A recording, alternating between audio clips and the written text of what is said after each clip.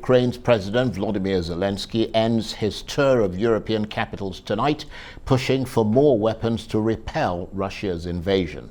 Addressing the European Parliament, Mr. Zelensky urged the European Union to stay the course in its support for Ukraine. Despite the Ukrainian president's request, the UK's Defence Secretary has been telling journalists there'll be no immediate transfer of fighter jets to Kyiv. Here's our chief correspondent, John Cookson. His Excellency Volodymyr Zelensky. Zelensky arrived at the European Parliament to rapturous applause and cheering, and insisted that Ukraine's fight against Russia was about the freedom of Europe as a whole. The EU has already pledged nearly $4 billion in military aid and assistance as part of a blizzard of announcements aimed at showing that it will stand by Ukraine for the long haul.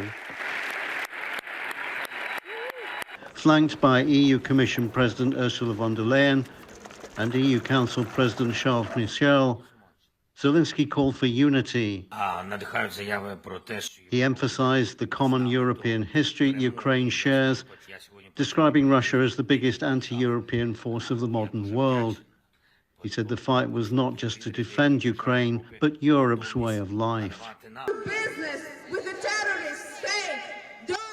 Outside the parliament, pro-Ukrainian demonstrators urged the EU to send more weapons and to speed up Ukraine's EU membership. It is especially important for us to get more weapons and all the support that all the European countries were giving us all this time, but we need more. We need more of that. And of course, with the European summit and our president there, we need some kind of insurance that Ukraine is getting closer to the European integration, because we've implemented so many reforms and we're working so hard now on anti-corruption, on judicial reform and many other ones in this incredibly difficult circumstances with the war. This is what Zelensky wants from the EU, Eurofighter warplanes. But the Europeans are very nervous. Supplying NATO stock to bomb Russian forces potentially escalates the conflict and the spectre of World War III. The British and the Americans have already said no, but they said no to tanks and gave in the end to Ukrainian demands. John Cookson, Arise News.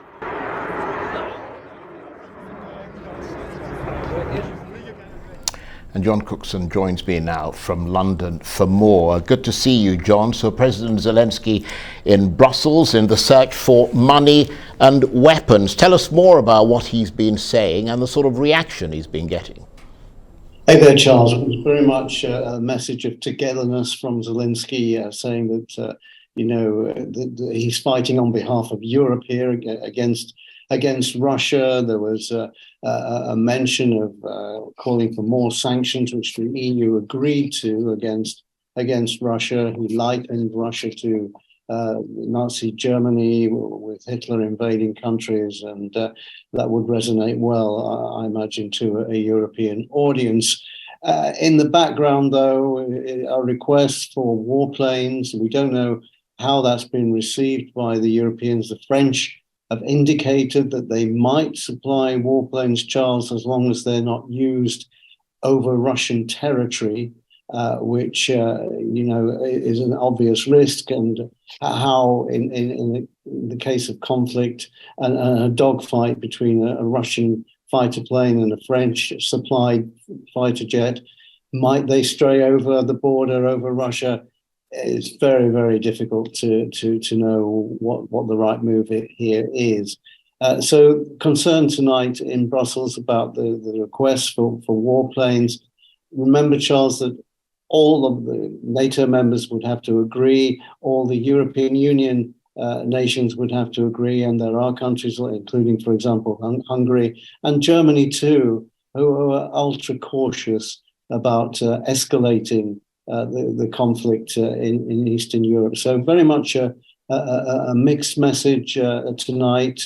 Lots of cheers and applause for Zelensky. He got a rock star welcome, as we saw, very similar to the one that he received in London yesterday. But Zelensky has to know, Charles, behind the smiles and the handshakes, as far as European Union countries are concerned, it doesn't always mean that those smiles and handshakes translate into action.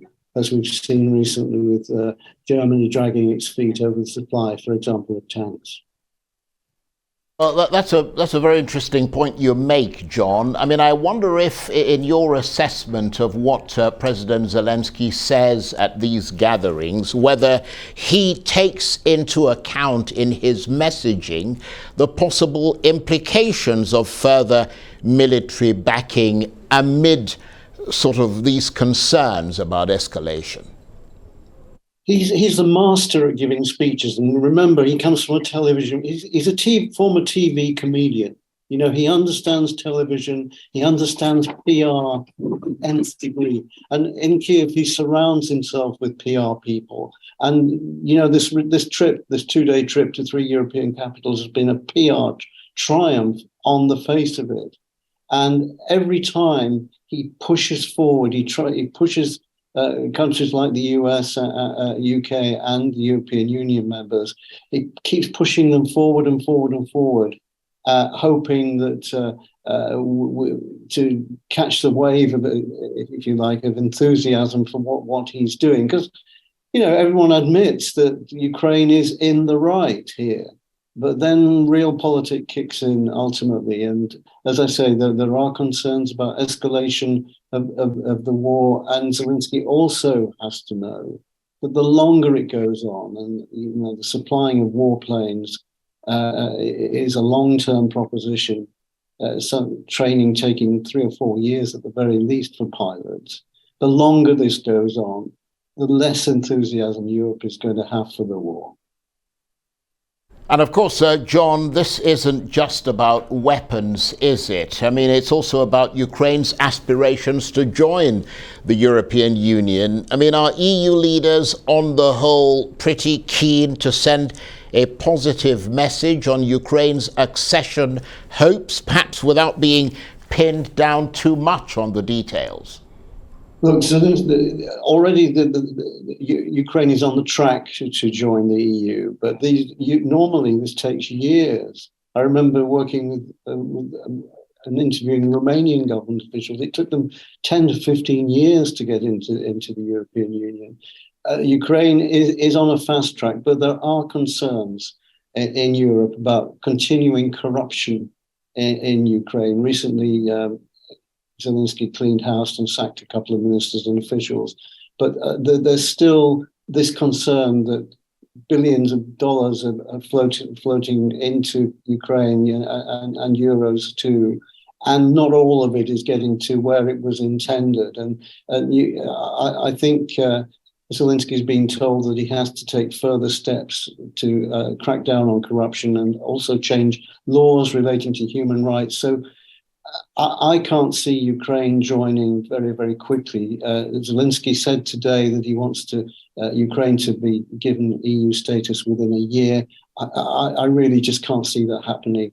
You've got the war raging in Ukraine. You've got all these other issues that I've just mentioned to sort out before all EU member states will agree for Ukraine to enter the European Union. And John, you talked there about Russia's war continuing to rage in Ukraine. What's the latest that you're hearing from the ground there? Well, the Ukrainians had a good end of year, did they not, Charles? They regained 10% of territory that the Russians have seized since almost a year from now. But the Russians are doing rather well in the east. I get reports that Bakhmut is on the point of falling, which would be a major gain for the Russians. The Wagner group there, the mercenaries that Russia uses to fight its bitterest battles, are very much dug in and causing a lot of Ukrainian casualties. So, as we discussed last night, whilst the world is looking the other way at stories like Turkey and Syria, the Russians have made some fairly significant military gains in the last few days. But then again, help is on the way in terms of military aid for the Ukrainians. But there is a supposed new Russian offensive being planned in the next week or so So things very uncertain. At the present time, militarily, the Russians seem to be making gains, but we've seen this before. They kicked out of territory that they've seized, as in the case of northern Ukraine, north of Kiev. So it's very much a dynamic situation at the moment. Very much indeed. We're up to date. John Cookson, Arise chief correspondent, talking to me there about developments around Ukraine.